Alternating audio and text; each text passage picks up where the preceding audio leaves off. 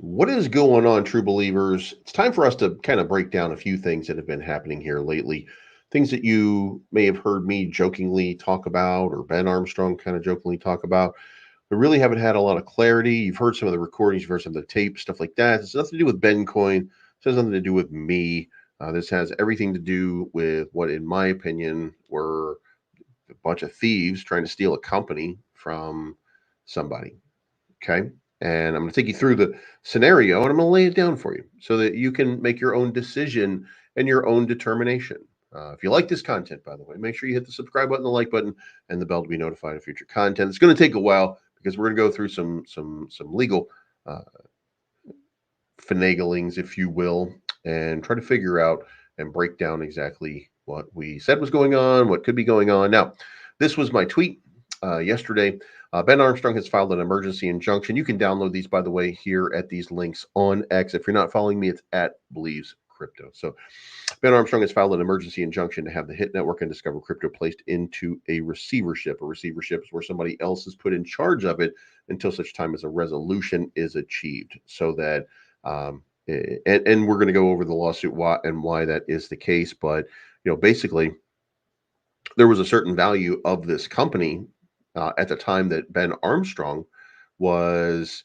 Um, we'll get into that in a few minutes, but when he was fired from the company that he is the majority stakeholder and owner of, and then they put out a restraining order to try to prevent him from getting access to verification of all these things so that they could then proceed to potentially commit fraud and hide assets and do a lot of different things that remember the Bitcoin, the BitBoy crypto network, they had full wallets full of crypto. We even remember the moment when they dumped a bunch of Ben coin immediately after stealing, borrowing, whatever you call it, with Ben's wallet, the wallet that he considered his personal wallet. So, service has been rendered to the offending parties for an emergency motion of receivership and to request that the courts appoint a receiver to handle the affairs of the disputed organization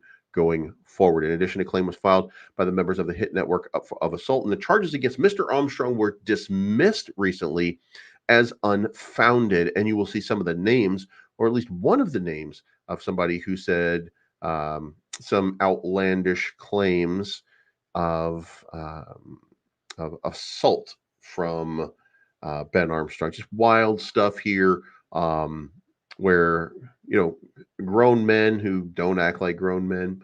I think in Donald Trump land that was called locker room talk. And if you're a supporter of Donald Trump and that locker room stuff is happening around you and you're defending, does that make you a little baby? Does it? Does it?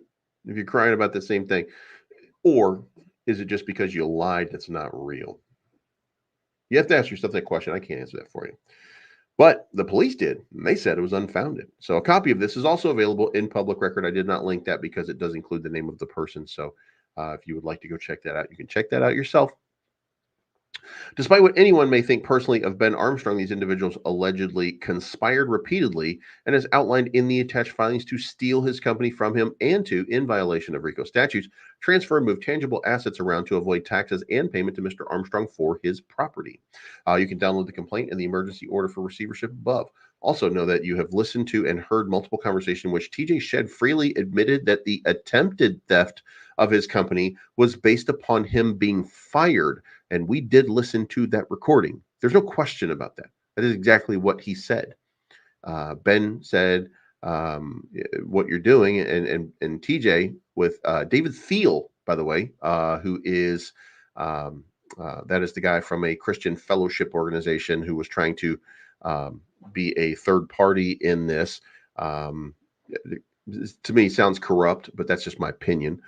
TJ said, "Well, I had to do something because you were firing me because Ben had told him take your 33% and go home and just leave the company because you won't fire Justin Williams because for some reason Justin Williams is an important piece which we'll get to in just a few minutes here, but this thing is kind of simmering here at this point, and TJ decides that he's going to attempt a hostile takeover of the company at this point because I mean, you could say that Ben used mean words. He no likey Ben, or or he's a backstabbing troll. I mean, you don't know really. You just guess, right? Finally, make sure that you pick up the Sunday copy of the New York Times. You should find some incredible research in this situation. Now, there's been some interviews done with some major publications that you're going to see coming up over the next couple of days. And a little bit of it's probably not going to be friendly to Ben because, we still have, there are still situations that Ben is accountable for that he made some choices and those choices didn't work to his favor overall or reputation, if you will. But regardless of that, that was personal business and that was his personal life that he was dealing with. And in this world, personal is personal until it's not. Um, when you have a group of backstabbing people around you, those people will do seedy, shady, garbage moves. And I believe that you saw that in that TJ Shed. Um, I believe even at this point, the head of content creation over there, Nick Demondi, refused to even participate in this shady scumbag move. But I believe they went to Ben Armstrong's house to tell his wife, like, you're grown men. Are you really? And you did it. You did it in the name of religion, fellowship. And the guy that was delivering the news is the guy that was sleeping with a married woman that was his assistant, who then ended up divorcing her husband. And uh, but he was paying her, right? So he was paying her as his assistant for whatever assistance she was providing. I believe her name was Allison Fiveash. We're going to look at the legal document for that determination in just a few moments. I don't think that, maybe that's not it. Maybe it's somebody else. Maybe there's somebody, I don't know. You never know. But also there's pictures of her and her cousin with the guy that stole a bunch of Bitcoin from people, some Bitcoin thief. So it's an intriguing story. This is incredible. So we're going to get into it and we're going to break this all down for you. And we're going to start with the emergency order. Okay. That's the easiest way to get going here. The emergency order is this. Ben Armstrong has filed a plaintiff's emergency motion for a preliminary injunction against the defendants and the appointment of a receiver. And that is to Carlos Diaz, who also has an alias Larry Smith. And the reason that he has an alias, it's my understanding, and I'm not sure about this, but I did look at the documents, and it is because Carlos Diaz, also known as Larry Smith, is a criminal who has used terroristic threatening, and kidnapping in order to sway people, and he's gone to jail for it. And he works for these guys. So then you have Timothy Shed Jr., Timothy Shed Sr., who Ben hired as a favor to TJ, which is Timothy Shed Jr. And then you have Justin Williams, and then you have Allison Fiveash, and then Nicholas Demonti. So what is being requested here is defendant Timothy Shed and others, including but not limited to Carlos Diaz, illegally and wrongfully ousted Armstrong from businesses in which Armstrong held majority and controlling interest. The defendant stole Armstrong's business and stole his property. Shed, along with others, continue to defraud Armstrong by continuing to illegally operate Armstrong businesses and attempting to sell property for which they have no authority to sell. He is, in fact, still the majority owner. The facts support plaintiff's claim are set forth in the verified complaint as amended and incorporated herein. The complaint alleges, inter alia, civil claims against the defendant pursuant to the Georgia Racketeer, Influence, and Corrupt. This is a RICO statute. Such claims are predicated, and we're going to skip through this right here. We're going to go to the court should grant a preliminary injunction against defendants and should appoint a receiver over the defendants and or their assets. In a dispute over ownership rights in property, preservation of both sides' rights to the property is essential. A preliminary injunction and appointment of a receiver is the most logical way to protect all parties from harm during the pendency of this case. The businesses subject to this litigation are now failing because of the defendant's wrongful actions. Defendants are now selling off property in which they have no authority to sell. They are doing that in order to get revenue, in order to continue paying people. Fantastic amount of people, by the way. You're going to see this is going to floor you when you see what's happened here. Okay, without an injunction and any appointment of a receiver, the assets subject to this action will continue to dissipate and be worthless. They're selling off the business because they owe him a bunch of money and they don't want to pay him his money for his company. This is a garbage move from allegedly garbage people. The granting and continuance of injunction shall always rest in the sound discretion of the judge according to the circumstance of each case. This power shall be prudently and cautiously exercised, and except in clear and urgent cases should not be resorted to. A trial court has broad discretion to fashionable equitable remedies based upon the exigencies of each case, and the Supreme Court of Georgia has held that a trial court should craft an injunction in a manner that is at least oppressive to the defendant while still protecting the valuable rights of the plaintiff. Georgia appellate courts will not disturb a trial court decision to grant or demand interlocutory injunctions. A trial court may grant an interlocutory injunction to maintain the status quo until a final hearing. By balancing the relative equities of the parties, it would appear that the equities favor the party seeking the injunction. Now, of course, we'll have to go back 9 months or so to find out exactly what, if anything, the Shed people, the Demandi people, the Five Ash people, the Diaz people, what they've done, what they've taken, what they've liquidated in order to meet their payroll, to meet their obligations. Payroll's totaling, I think, $250,000 a year. You might be looking at that saying, what? Yeah. A lot of people on payroll. Now, why were the people on payroll? I don't know. Because they seem to be doing it fine with like 12 people now. But for some reason, they had like 66 people, I want to say. So stick with me here. In the instant matter, the defendants illegally stole and ousted Armstrong from businesses in which he is the majority owner. Armstrong is and was the personality of the operations. Defendants have also marketed for sale, offered for sale, and sold real property, acquiring cash in which they used to further the RICO enterprise and for personal gain.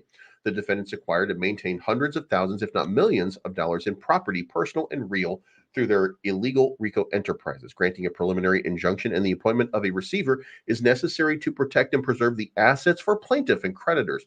If the defendants are allowed unrestricted access to their real and personal property, which they utilize to promote and further the RICO enterprises, there is a manifest danger of loss and destruction of assets, which would result in material injury to plaintiff. Specifically, there exists a clear and present danger to plaintiffs that defendants have and are attempting to hide their assets, which are subject to the litigation. If the preliminary injunction is not immediately granted to bar any future transfer of property, plaintiff will suffer great harm. To this point, they've not paid Ben Armstrong a dime after stealing the company. I'm sorry, after ousting the majority and controlling owner of the company. And as required under Georgia law, they have not paid. So if they are selling assets in order to make their payroll and in order to keep people liquid, if you will, without partnerships or sponsors in order to pay them, and we do have evidence, of course, that they are buying subscribers and they are buying comments in their videos, which we've shown evidence of on Twitter, then you have to ask yourself, what exactly are they doing? So, but to move on here, wherefore, plaintiff moves that the court grant its emergency motion for preliminary injunction and the appointment of a receiver based upon the verified complaint and such evidence, if any, as may be presented at a hearing. Now, this means that as the majority owner, Ben Armstrong is entitled to know exactly what every dollar is being used for, despite that he may no longer be with the company, because he still maintains and is the majority holder. And since the hit networks and the discover cryptos and the blockchains in the basement and the blockchains that are around, since all of those people have refused compliance, you're left with no choice, obviously. So this has been filed, and the hope here is that somebody other than somebody who's in this group of people will be placed in charge, because those people cannot be trusted. Ben Armstrong was ousted from a company that was generating $1 million a month from a single sponsor.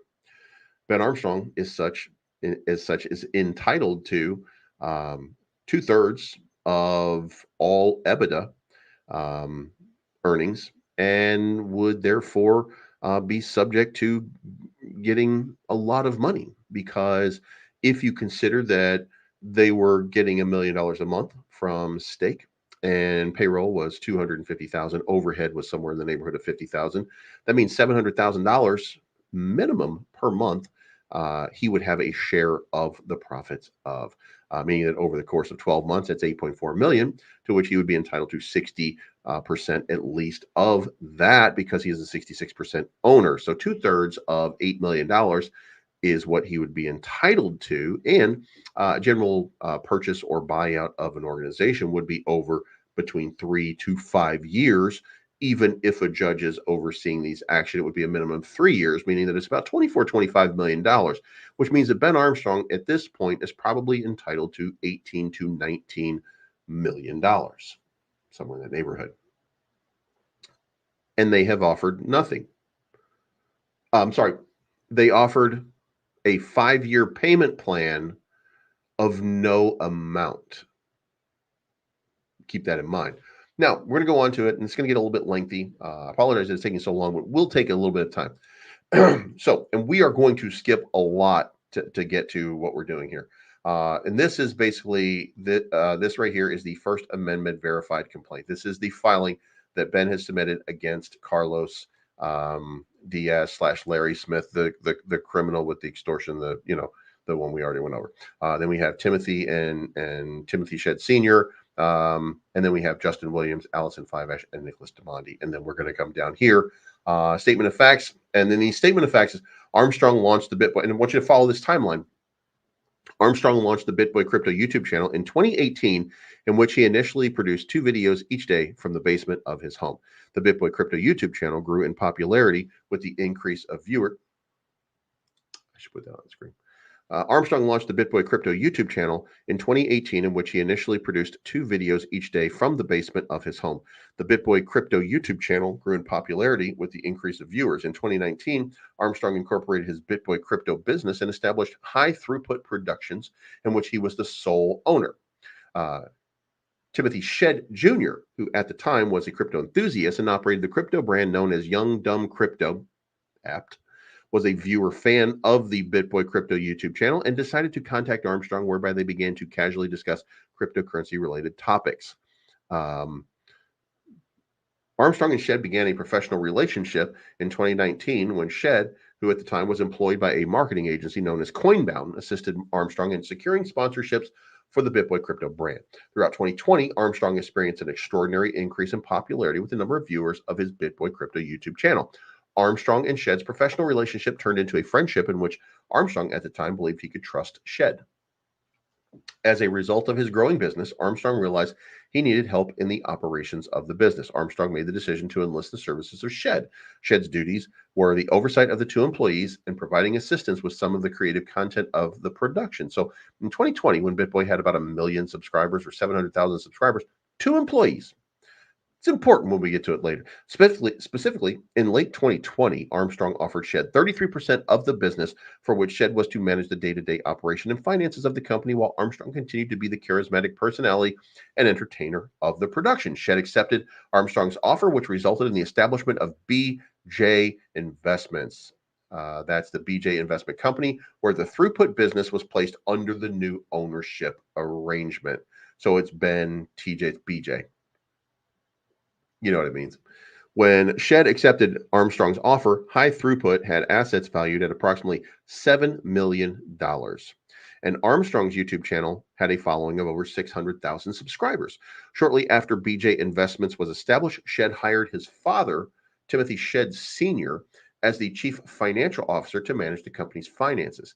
Defendant Justin Williams, who was an acquaintance of Armstrong's, was hired soon thereafter as vice president of NFT development, and that's for the company called Vumio, which we'll get into in just a little while. At all relevant times, Armstrong had full trust in Shedd Sr. and Williams' ability to fulfill the responsibilities of their roles within the company. Armstrong never imagined that Shedd Sr. and Williams would devise a scheme whereby they, with other defendants, would illegally oust him from his businesses by fraud and by defaming him, discrediting him, extorting him, and threatening him with bodily harm in order to take full ownership and control of the business in which Armstrong held the majority ownership. Now, let's take a moment here and say there were a lot of allegations here, defaming, discrediting, extorting, threatening with bodily harm in order to take full ownership of the company. And guys, I want to stress this. During most of this, I was in conversation and communication with Ben Armstrong and can verify that he had every one of these concerns to the point that they were tracking him using AirPods, air tags to secure his location so that they could threaten further. And I was privy to this information, which we're sharing with you right now. But I digress, continue. Shedd and others developed various intercorporate schemes to defraud Armstrong. At all relevant times, Armstrong's company, Better Than TJ, owned 67% of BJ Investment, and Shedd's company, TJSJ Holdings, owned 33% of BJ Investment. Shedd, throughout his business relationship with Armstrong, created multiple corporations in which Armstrong was always the majority owner, and in which Shedd was to handle the day-to-day operations of each. These ventures included at least 6 additional YouTube channels and shows, including but not limited to Blockchain Basement, NFT Alpha, Hit Network, Around the Blockchain, Hit Music, Hit Factory, and Bearish or Bullish. Most of these Shedd ventures, even with the financial support and public endorsement by Armstrong, and Shedd's attempt to replicate Armstrong's accomplishment in the media proved futile, were unsuccessful, and yielded no significant revenue. Shedd also purportedly invested company funds into such things such as non-cryptocurrency related ventures, including a chiropractic office owned by a friend of Shedd's, a $50,000 loan to Shedd's sister to create some eye doctor curriculum, a software company, a record contract, $1.5 million in payments to the Players Lounge, and real estate properties. During the course of Armstrong and Shedd's partnership, Shedd created or established approximately 20 different companies to conduct various businesses on behalf of Armstrong and Shedd, the existence of which were unknown, some of which were unknown by Armstrong. Shedd intentionally withheld all substantive information regarding the purported investments he made from Armstrong. In furtherance of the RICO scheme, Shedd Sr. and Williams created various intercorporate schemes and devices amongst themselves to defraud Armstrong, BJ Investments, and other companies. For instance, in September of 2021, Williams, this is Justin Williams, oversaw an NFT project named Pluto Alliance that launched in October of 2021. The NFTs from that project sold out for $3.2 million. Williams received 20% of all NFT projects launched with BitBoy Crypto. By 2022, Williams had launched a 2.0 version of this project, and Armstrong began receiving complaints from Pluto Alliance holders accusing Williams of stealing from the treasury. Armstrong would bring these concerns to Shedd, who assured Armstrong that Williams was not stealing and that the Pluto Alliance holders were simply ungrateful for everything Justin Williams had done for them. Another example occurred in November of 2021, where Justin Williams did an unauthorized and undisclosed ad on the NFT Alpha he hosted on Armstrong's channel. This resulted in $10,000 of personal gain to Williams and not BJ Investments. Shedd and others devised a scheme to steal Ben Armstrong's business. The BitBoy Crypto brand began to grow as a result of Armstrong's following. BitBoy Crypto had over 1.4 million YouTube subscribers by mid-2023. At all relevant times, the BitBoy Crypto brand and the influential persona of Armstrong was the principal source of income for BJ Investments while financially supporting the other ventures. Initially, Armstrong had a full trust in Shedd and Sr., who Shedd hired in their ability to properly manage their various businesses. However, over a short period, that perception started to change. Armstrong never imagined that Shedd would devise a scheme whereby Shedd, with defendant and others, would illegally steal Armstrong's business and other properties by fraud, in addition to defaming him, discrediting him, extorting him, and threatening him with bodily harm in order to take full ownership and control of the business. With the growth and success of the BitBoy Crypto brand and the opportunities it brought, BJ Investments were highly profitable in the year 2021. Based upon information and belief, BJ Investments held crypto assets valued at $40 million at the peak of the market and owned several real estate properties, including but not limited to properties located in Ackworth, Georgia. And by the way, these are public record. Kennesaw, Georgia, Kennesaw, Georgia, Kennesaw, Georgia. Each one of these addresses you can read for yourself. Here you can see it on the screen. in which some company employees were tenants. As early as April of 2021, Armstrong and Shedd discussed separating and going their separate ways. Armstrong wanted to end his business relationship with Shedd due in part to Shedd's lack of management and business skill. Unfortunately for Armstrong, Shedd convinced Armstrong that disentangling their business instruments would be exceedingly challenging and would take several years. Subsequently, they reached an agreement to work through their differences and committed to maintaining their partnership.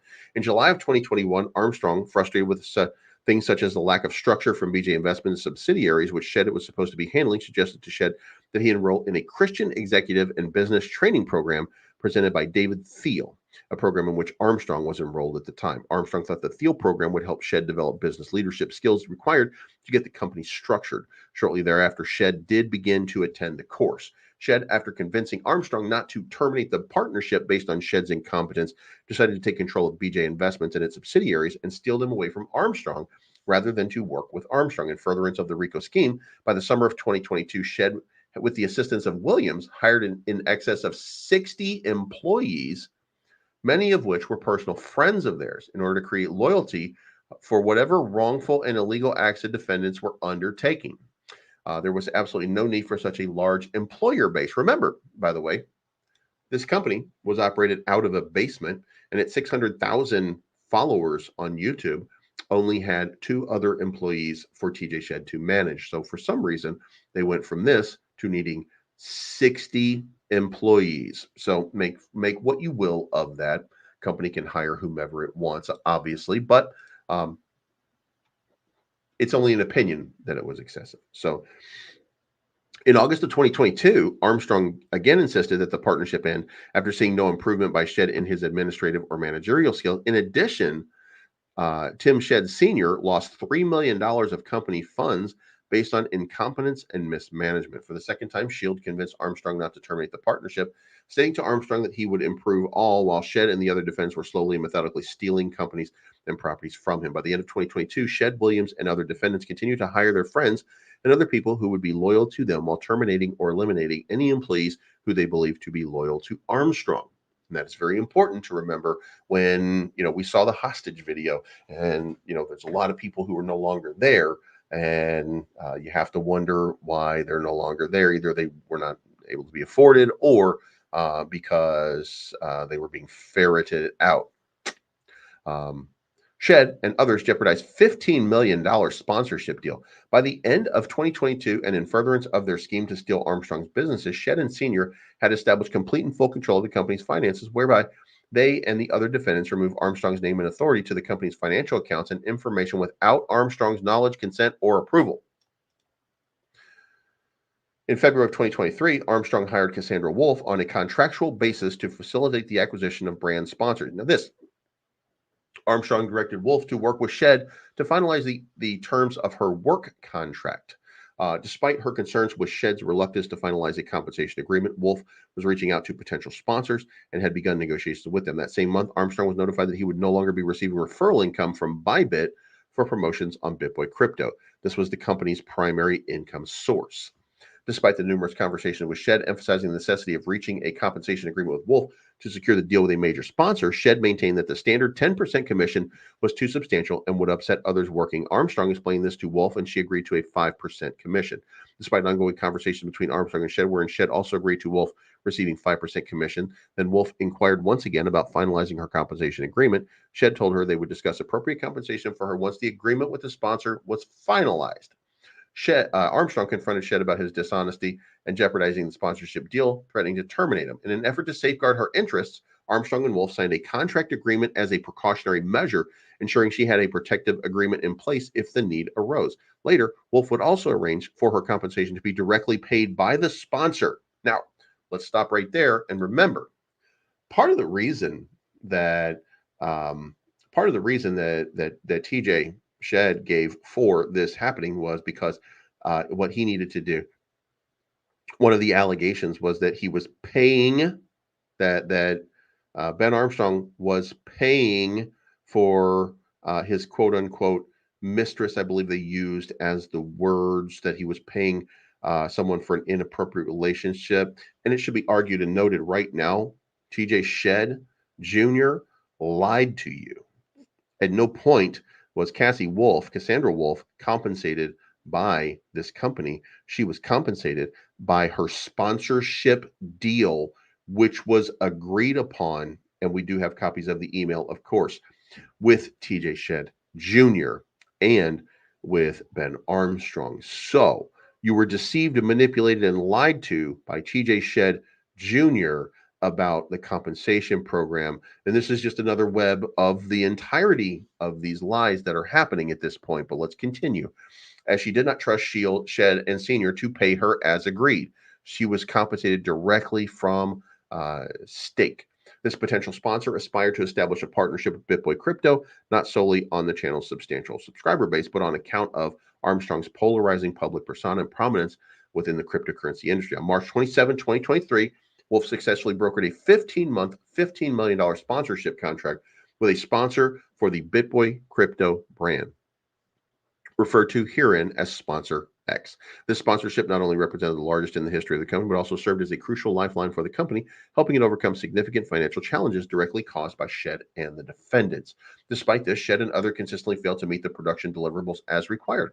The Sponsor X contract stipulated a specific set of daily deliverables that needed to be fulfilled on the BitBoy Crypto YouTube channel. Armstrong's personal Twitter account and Instagram account, Shed and other defendants were responsible for the fulfillment of the daily deliverables. Despite several conversations between Armstrong and Shed had failed to delegate these responsibilities appropriately so as to prioritize their completion or provide structure or oversight to ensure these deliverables were being met. So there was an agreement in part and in place that TJ Shed was to execute in order to achieve success based on the contract by doing certain deliverables. And those would be ads placed on all of these different outlets for sponsorship, and he couldn't even do that. He failed. So let's continue. In May of 2023, after 6 weeks of consistently failing to meet the deliverables, Sponsor X voiced their apprehension regarding the network's capability to fulfill the agreed upon expectations and the probability of canceling the contract due to non-performance. While Wolf's contract responsibilities ended with the finalization of the Sponsor X contract, Shed protested and insisted that his friend be charged with overseeing the Sponsor X contract. Armstrong hired Wolf to manage the Sponsor X deal to ensure compliance with the deliverables, despite Shed's objection. Despite Wolf's acceptance of a reduced commission rate, Shed and Senior swiftly disseminated this information throughout the office, intentionally sowing discontent and resentment among other employees. Now, what manager tells employees or other people how much individuals are making within their company? That's some lowbrow scumbag stuff that grown-ups, they just don't do in business. That's a trust. That's an inviolable trust that a business should have, or at least a management staff should have, that employees are not finding out about the income of other employees. That is some lowbrow, shady level garbage play. Anybody in business, everybody in business understands that fundamentally. At all times relevant, Shed was the controlling person of the illegal enterprise, directing the other defendants with the plan to overtake control and complete ownership of BJ Investments by wrongfully and illegally freezing out Armstrong from the various businesses that Armstrong owned as a majority owner, thereby stealing Armstrong's property, herein RICO Enterprise. At all times relevant, Senior was a co-conspirator and participant of the RICO Enterprise. Senior reported directly to Shed and followed his direction to further the RICO Enterprise. At all times relevant, Five Ash was a co-conspirator and participant of the RICO Enterprise. Five Ash reported directly to Shed and followed his direction to further the RICO Enterprise. At all time relevant, Williams was a co-conspirator and did same. At all times relevant, Nick DeMondi was a co-conspirator and did same. At all times relevant, defendant Carlos and Diaz, aka Larry Diaz, was a co-conspirator and participant. As set forth, Diaz also proclaimed to be a member of the Black Mafia family, a well-known drug trafficking and money laundering organization, and had a history of violent acts, which we have revealed to you before. He did serve prison time for extortion and terroristic threats. It's a lot of, you can go look this up for yourself. He used his proclamation and narrative to inter alia intimidate and convince Armstrong that Diaz threats of harm against Armstrong would be carried out if Armstrong did not comply with Shedd and the other defendants' demands. Now, it should be noted at this moment that we even had a statement from Ben Armstrong's wife, soon to be ex-wife, that in fact she also heard, and there is a recording of it, that Ben Armstrong would find himself under a prison if he didn't comply with what they wanted. And when he said, and I believe that it was Carlos Larry Diaz Smith who said, "Look at this, what I was saying was, I'm not saying you're gonna kill him, I mean, or whatever he said. I don't remember the exact words, but Ben Armstrong's now estranged wife said, no, that's not it. No, we understood it to be exactly what he was doing. He was threatening Ben that if he didn't do what he wanted, something very bad would happen to him. Okay, so just to clear that up at this point. Because of his extensive criminal history, it is believed Diaz changed his name from Larry Smith to Diaz to hide his criminal history. In mid-2023, Armstrong, who had already frustrated on how Shedd ran the day-to-day operations and had at least on 2 previous occasions attempted to end the partnership, began to take action as the majority owner. On July 31, Armstrong instructed Shedd to terminate Williams for his repeated failure to follow Armstrong's directives. Shedd ignored the request. Williams was never terminated. On August of 2023, Armstrong voiced his frustration and concern to Shedd that no company taxes had been filed. On August 15, Armstrong sent a text to Shedd voicing his frustration from Senior's incompetence and threatened to terminate Senior's employment since Shedd refused to do so. On February of 2023, Armstrong expressed his frustration regarding Senior to Shedd due to Senior's practice of ignoring Armstrong's request and openly challenging Armstrong's decisions. Armstrong told Shedd he would terminate Senior's employment if the issue was not addressed. On multiple occasions, Armstrong complained of not having a company debit card. Shedd and Senior never provided him with a debit card to the company bank account, leaving him without access to company funds. On August 20, Armstrong notified Shedd that he, as a majority member, was removing Shedd from BJ Investments and its subsidiaries, and that Shedd, Senior, and Williams were not to return to work in the office. In response to this firing, Shedd attempted numerous times to contact Armstrong, to which Armstrong responded in a text below, and here we have, "Stop calling me." This is August 20. This is from Ben Armstrong. "Stop calling me. Unless it's a biz question during work hours, you've lost the right to talk to me. I didn't have one friend in that entire office, not one. So I'll handle it, but you don't get to be part of it or anything I do going forward. And as soon as I can, I'm going to find someone to do your job, and you can take your 33% and go home and collect it. I'll be at work tomorrow on time to do my job." So, and that's important. On August 21, even though he had not been terminated the day before by Armstrong, Shedd appeared, even though he had been terminated, Shedd appeared at the BJ investment offices where Armstrong met with him. Armstrong reiterated his decision as majority owner to terminate Shedd, Senior, and Williams, and they were not to return to the BJ investment or company offices. On August 21, after ignoring Armstrong's directive as majority owner that Shedd, Senior, and Williams be removed and terminated, Shedd and other participants of the repo and changed the locks to the BJ investment office building and placed off-duty law enforcement at the office who were instructed to prohibit Armstrong from entering his own company's offices. Now, after Shedd's termination and when Armstrong directed Shedd not to contact him, Diaz began to threaten Armstrong for the purpose of intimidating Armstrong to make some sort of deal with Shedd so that Shedd, Senior, and Williams could stay as employees. Armstrong refused. That when Shedd, and by the way, just to give you guys some context, I want you to know, August 20, that was my first day going on to the BitBoy Crypto Show to talk about Bencoin. At the time, I was asked to come in and go into the green room where I would then be prepped, mic checked, et cetera, et cetera. And if you go back and you watch that video, I sat in there. Nobody showed up to try to prep me to make sure that I was ready for whatever was going to happen on the show so that I had a list of questions or anything like that. They absolutely ignored me. And I even stressed to Cassie and Ben after the fact that, like they didn't even like, wasn't I supposed to, like something was supposed to happen here. They left me hanging, and it was obvious and evident at that point to me anyway, in my opinion, there was something going on. And I'd even commented to people that I know, like something really weird is happening over at Hit Networks because like these guys seem to be like arguing with Ben over like it's Ben's company. Like, why are they trying to tell him what to do and what they will or won't do? It's very, very weird. Okay.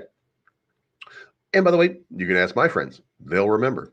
So then, going back to that, on August 21, Armstrong and others left for Denver, Colorado to attend a cryptocurrency conference, East Denver. On August 22nd, Armstrong Shed began illegally amending operations agreement of various entities in which Armstrong was a majority shareholder to reflect Shed as the sole member and owner of not only BJ Investments, but some of its subsidiary companies.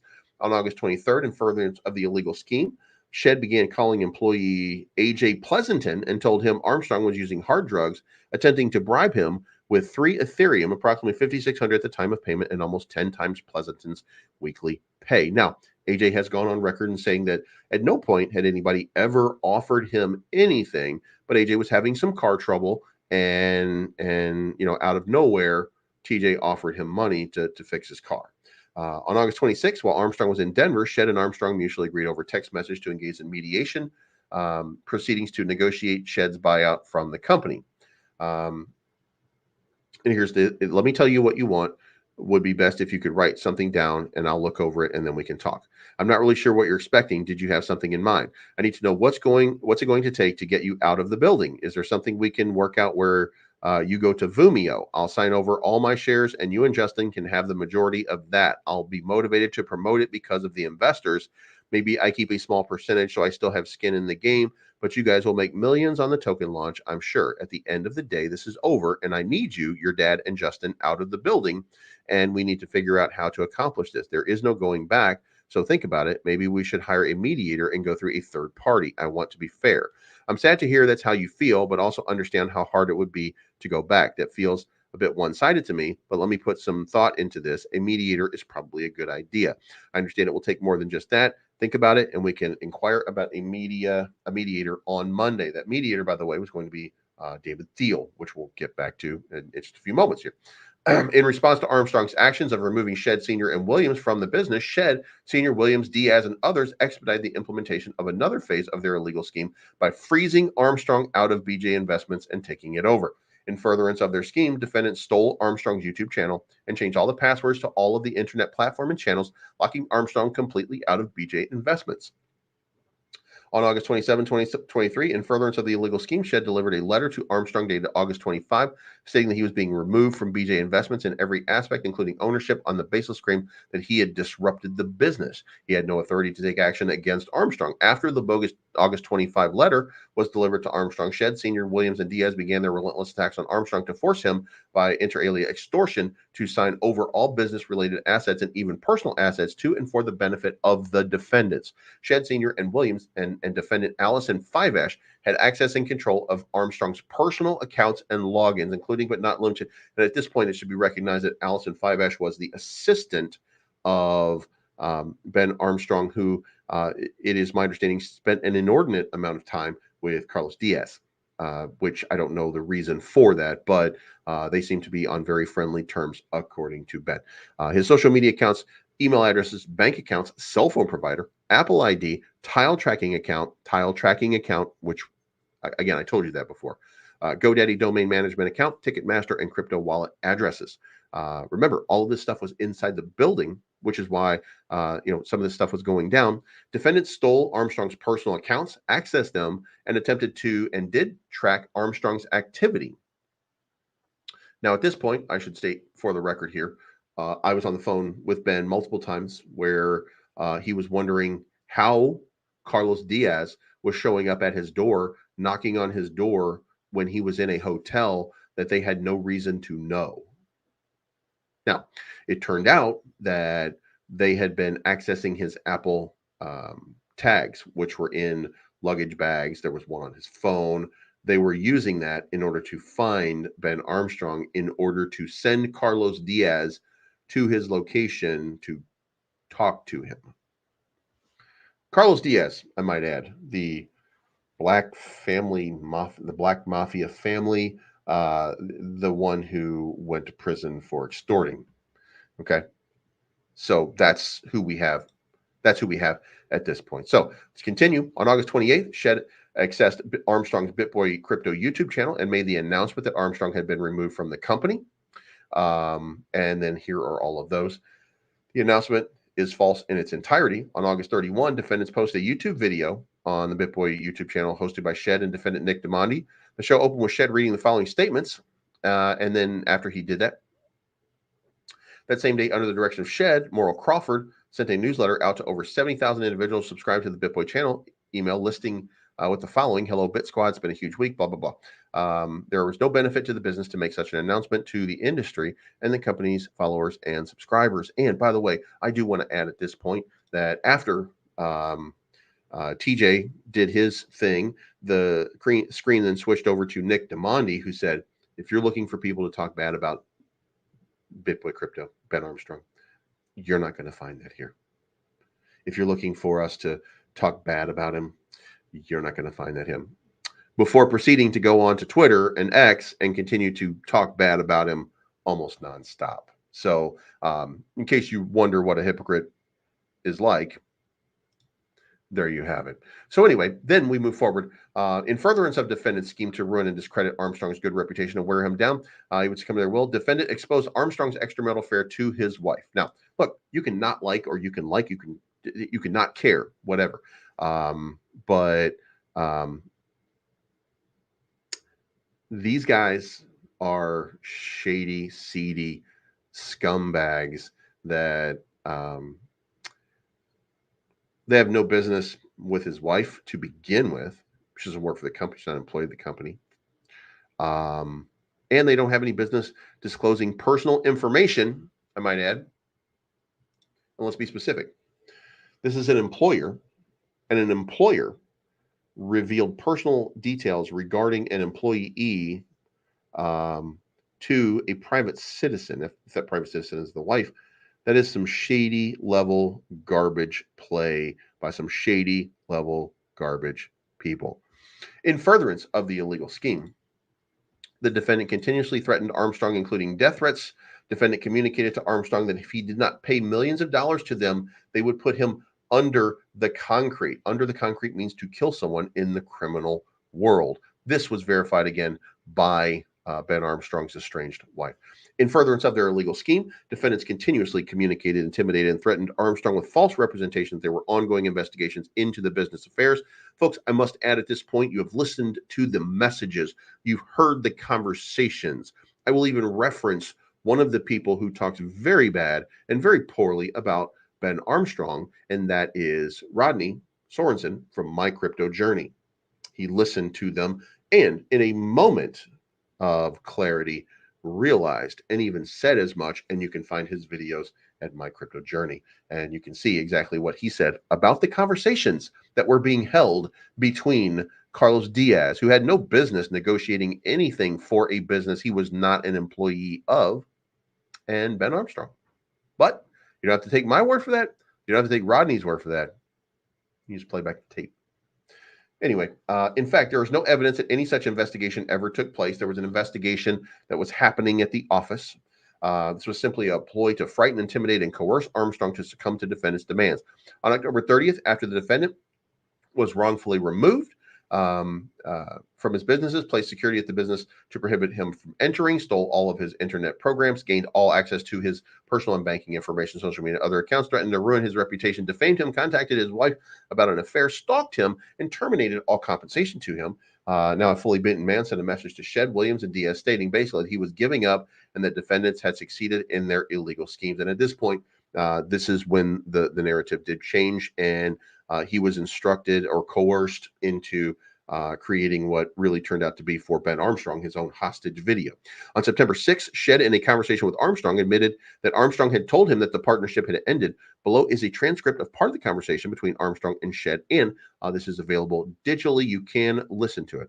Okay, I was just basically, you made it very clear that there was no, you and I were not going forward. We were not moving forward, that we were done. We were separating. You made that very clear to me, and you communicated to me, right? Like I didn't, that I didn't really want that, right? Okay. And I had to, I had no choice. And this has gone way further than anything I ever would have thought.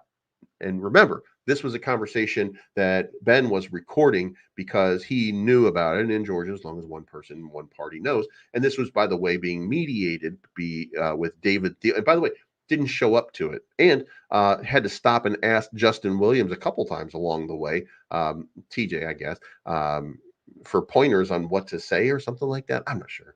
Anyway, then the 2018 Lamborghini was stolen. At all relevant times, Armstrong owned and held the title in his personal name to a 2018 Lamborghini.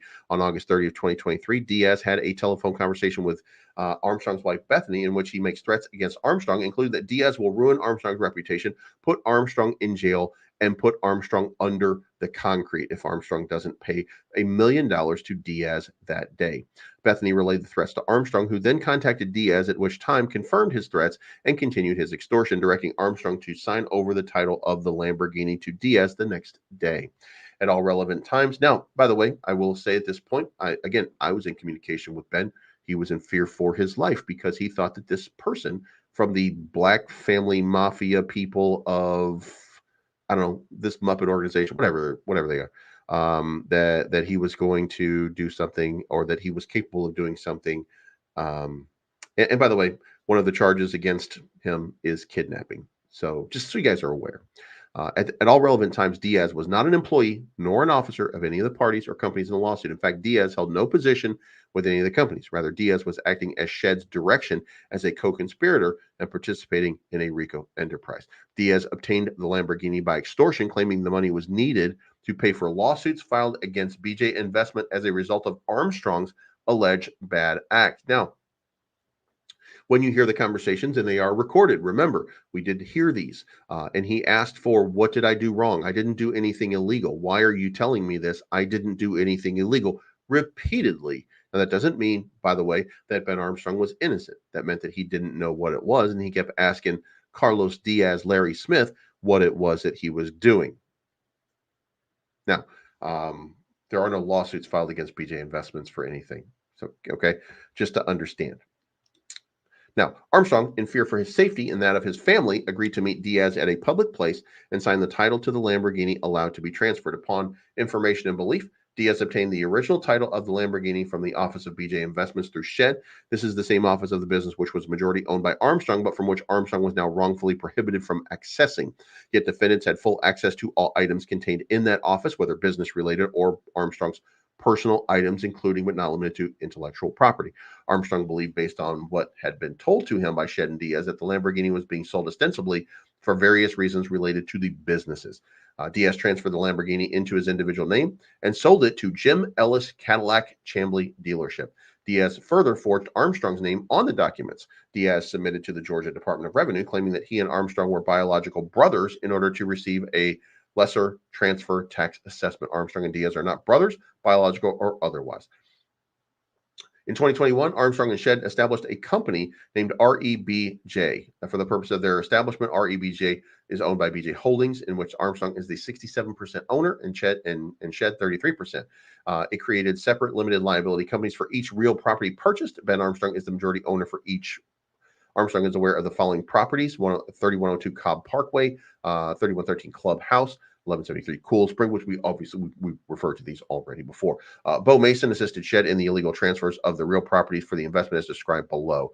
And then we have the list of the people. May 30, in furtherance of the RICO enterprise, Shedd and others without the knowledge and or authority of Armstrong transferred the property to an entity created on January 31st, 2023, known as RETJ.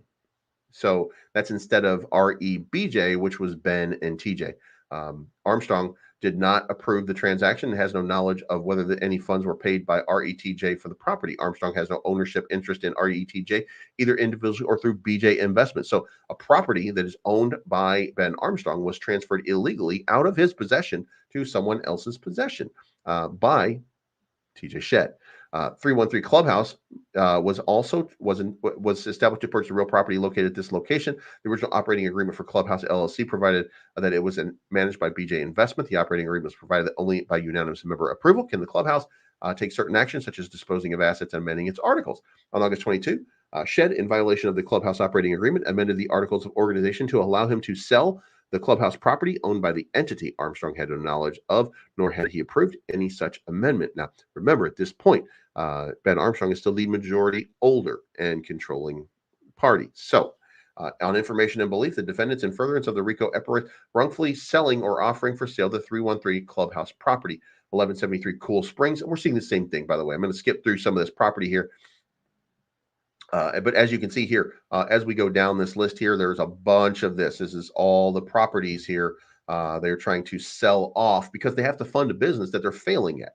That's what we should at least have consideration for. So count one, violation of the Georgia Racketeering, the RICO Act, and then this lays out exactly what they did, how they did it, how they accomplished it or attempted to accomplish it, and what they did. So this is the consideration. Then count two, violation of Computer Crimes Act. They've accessed his personal information. Conversion. Armstrong is the owner of certain personality, to wit, the Lamborghini, et cetera, et cetera. They attempted to extort basically from him. Breach of fiduciary duties for Shed. Then you have a continuation here. Appointment of a receiver, which is what they're looking for now. And that's what Ben is looking for at this point. By the way, the hearing will be on Friday. So as you can see here, we're going to close this out with that. So now, to add a little context for anybody who is paying attention to this and watching this whole thing play out, you can have whatever opinion you want to have of Ben Armstrong based on his transgression. I don't want to compare anybody, but this is he had a relationship with somebody outside of his marriage, a person that he is still with to this day. I might add, that does not mean that that they're going to be together forever or anything like that. It means that they are still together this day. It doesn't mean anything more than what I said that it means. I don't defend or condone or approve. Like it's not for me. I'm not a judge. I'm not a judge here. It's not my job to judge whether somebody did that. That's for you guys. You guys that don't like Ben Armstrong. If you don't like Ben Armstrong, you don't like anything that happened, and you think that he did everything wrong. You have an opinion because you don't like the fact that somebody once paid him to talk about a coin or a token or something like that. You don't like that. That's sure. If you don't like it, you don't like it. If you're a bad investor and you didn't make money on some meme coin randomly because BitBoy Crypto said buy it, fine. You don't have to like it. However, everything that happened here is personal. It's not your business what happened. It's not my business what happened. The fact that we know what happened is because an organization, a group of people, took incredible liberties revealing personal details about the life and times of someone who they had no business revealing information about. Now, when I say that, I say that on a professional level. There are certain laws, there are certain statutes that are in place that allow a scumbag to be a scumbag, a dirtbag to be a dirtbag. There are plenty of laws. And it could be that you can make an argument that that the lady frame himself had a chance to tell everybody all the alleged bad things about an individual.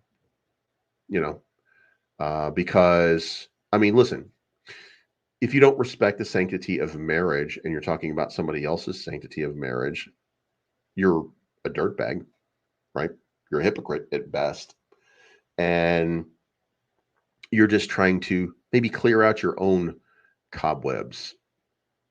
Those cobwebs probably smell really bad too. You got to think about that. The tiny, little tiny, Hezbollah, is that the person? Hezbollah, tiny. Like your what is his name? Andy Walton, I think his name was. That was the person that Allie was married to when TJ Shed started having an illicit affair with his own assistant, by the way. Which was, by the way, part of the reason that he said that Ben Armstrong wasn't able to perform the functions of his job, or reason that he had concerns about it, and paying her money.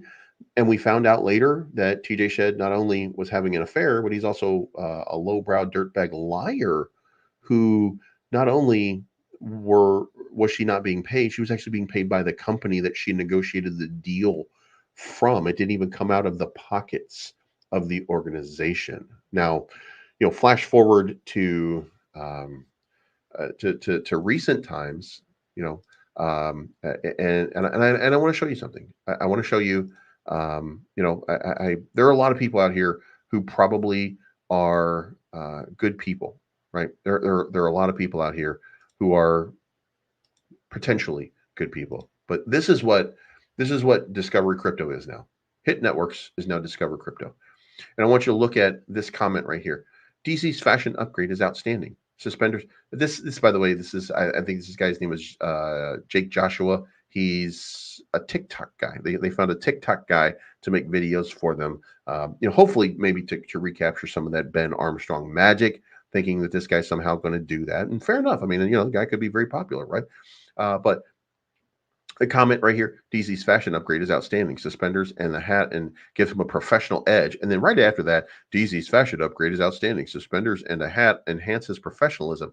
So they're buying subscribers. They're buying comments on their YouTube channel because it's failing.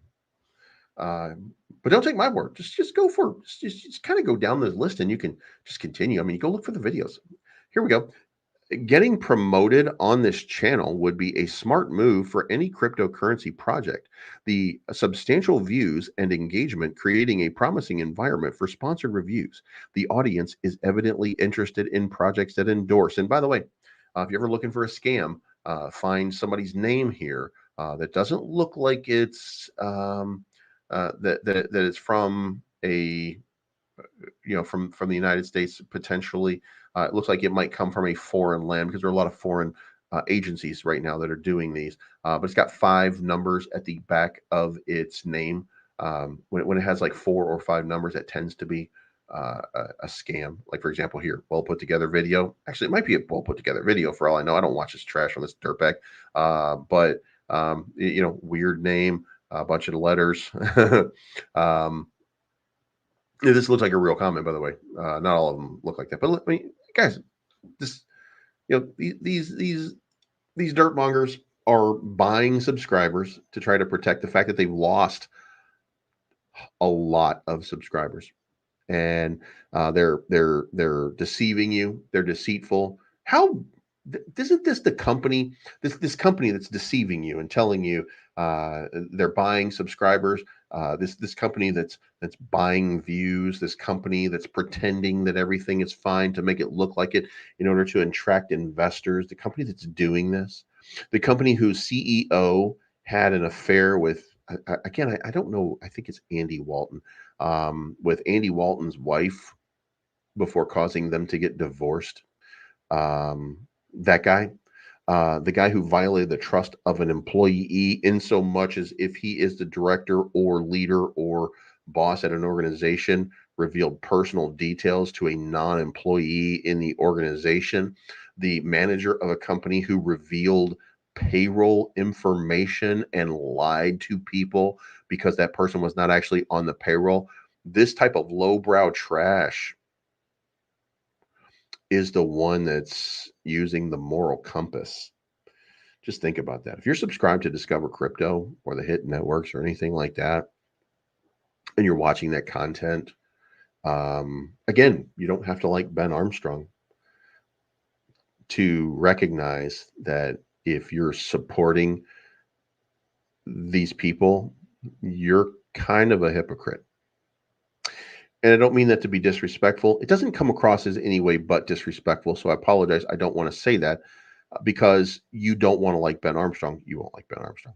But if you don't like Ben Armstrong, you certainly shouldn't like Discover Crypto because for everything that you say Ben Armstrong is, they really are. They actually are.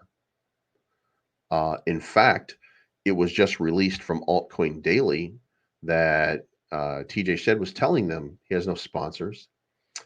He was telling them he was telling them that he needed to get ad revenue and stuff like that. Like he was even telling them basically that this was getting ready to happen. Do you know what I mean? Like that's absolutely crazy what's going on here. And look, if you're not objective, fine. Like you don't like Ben Armstrong, just keep dumping on Ben Armstrong. It's cool. You know, because you're engaging with him and it's content and it's still paying him. So go for it. You know what I mean? Do your thing, baby. But at the end of the day, if you are not a fan of Ben Armstrong, or me for that matter, and you are for Discover Crypto, what are you doing? Really? What are you doing? It's a little bit crazy. Now, everything I'm giving you now is my opinion. I'm never telling you what you should invest in.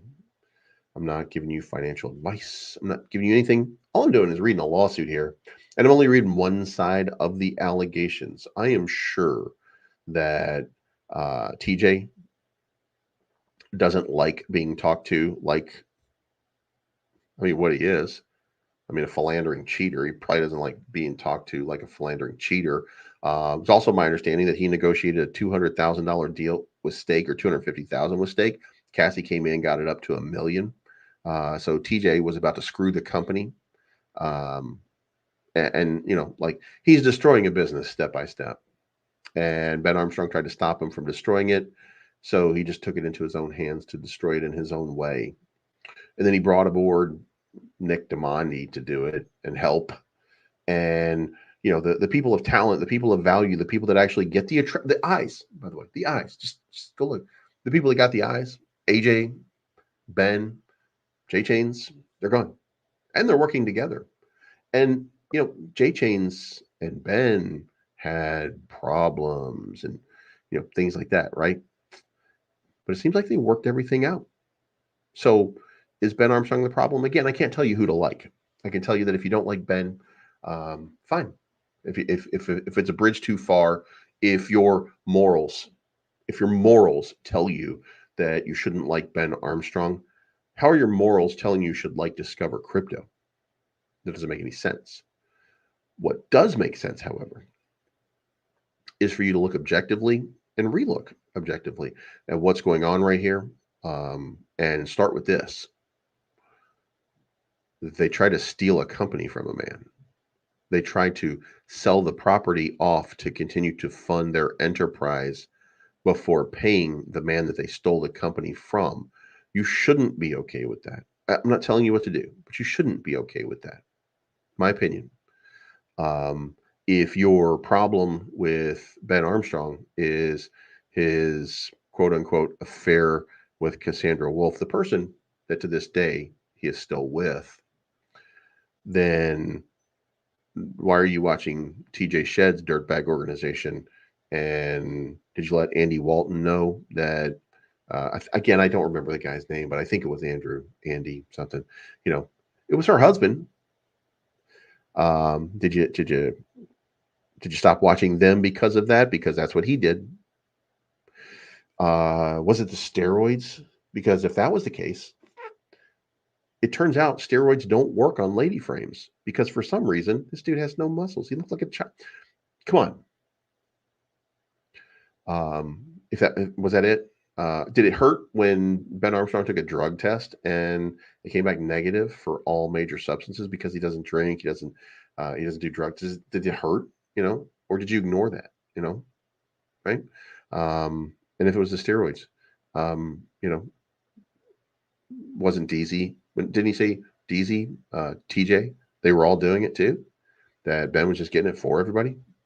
I mean, there are a lot of things here, and if you're siding with somebody in this dispute, that's if there's anybody you should be siding with, it should be the guy that had their company stolen from them. You cannot like the company, you can unsubscribe from the company and not watch it because you don't like Ben Armstrong. But your antithesis to that shouldn't be, I'm going to watch Discover Crypto. That's out of control. That's nonsense. So anyway, but again, you know, that's me kind of preaching to you and telling you what I think you should do, and it is really not my place. Right now, I'm just meandering and kind of ranting at this point because I've been in the middle of this for a long time, watching this unfold. And, you know, Ben Armstrong became my friend a while back, and I'm going to defend him all day long. Okay. Because I think that he was robbed. Now, I am partnered with BenCoin. I'm the head of community communication. So I do have quote unquote skin in the game. But that skin in the game, that started less than 30 days. Like that's 30 days ago. This is brand new to me. I've been defending Ben Armstrong, not because of that. I've been defending Ben Armstrong because these scumbags tried to rip him off. Let me know what you think in the comments down below. I know I'm ranting quite a bit, but guys, I'm very passionate about this, and I think that you should be too. And if you're not, okay. If you don't like Ben, okay. Not my place to tell you what you should or shouldn't like. But I'm going to tell you what you should or shouldn't like, and this should infuriate you, and you should just be unsubscribing from Discover Crypto because the only thing that they've discovered is how to rip people off. The only thing that they've discovered is how to have illicit affairs and ruin marriages. The only thing that they've done is lose all of their sponsors. The only thing that they've done is buy subscribers. The only thing they've done is buy comments. And they're doing it lying to you. And you shouldn't accept that. Anyway, let me know what you think in the comments down below. And we'll talk to you again soon.